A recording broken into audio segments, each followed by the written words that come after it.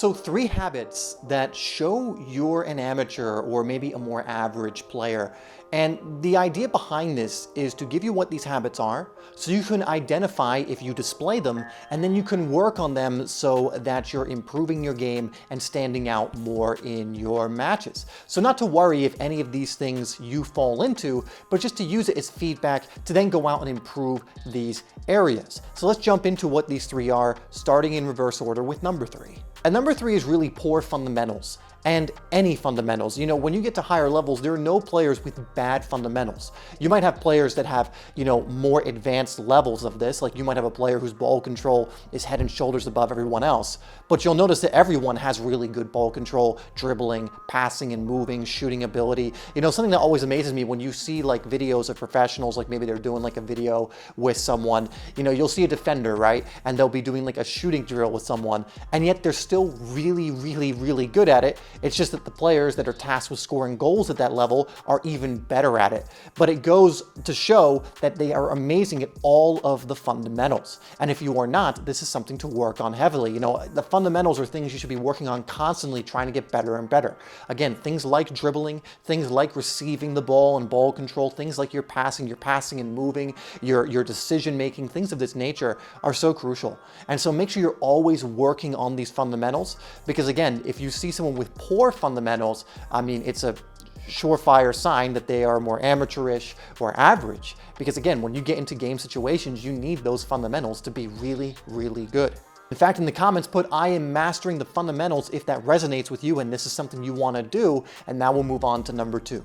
Now, number 2 is poor decision making, and we kind of already mentioned that in the last one, but this is huge. You could be even someone with great fundamentals. So let's say now you have great fundamentals, and so you have that first one covered. But if your decision making sucks, I don't care how skillful you are. You could be the best player in the world skill-wise, but if you're always making the wrong decision, then again, you become a liability for your team.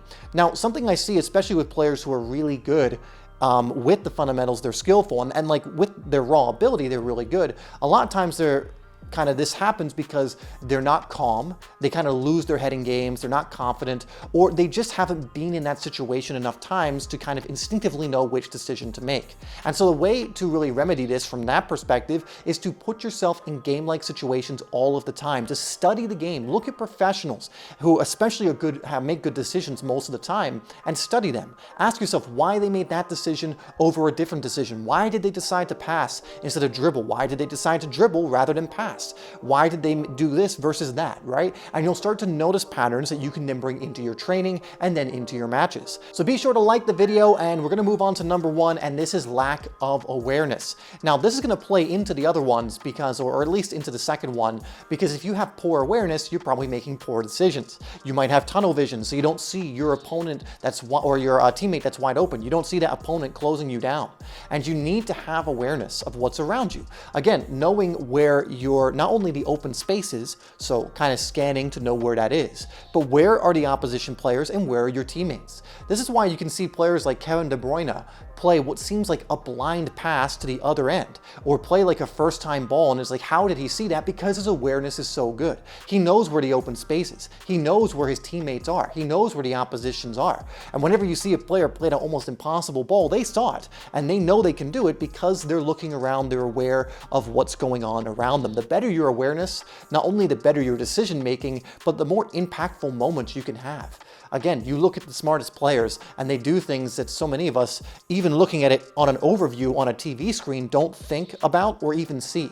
And that's what level it can be at when you really improve your awareness. So the first thing to work on is just making sure you're scanning all the time. You can look at players who do this. They're always looking to see where they are, and just working on this in your training as well. But don't just think about what's in your immediate area, although at first that's what you want to think about. But also, again, as you get better, you can think about, where is my teammate on the other side of the pitch?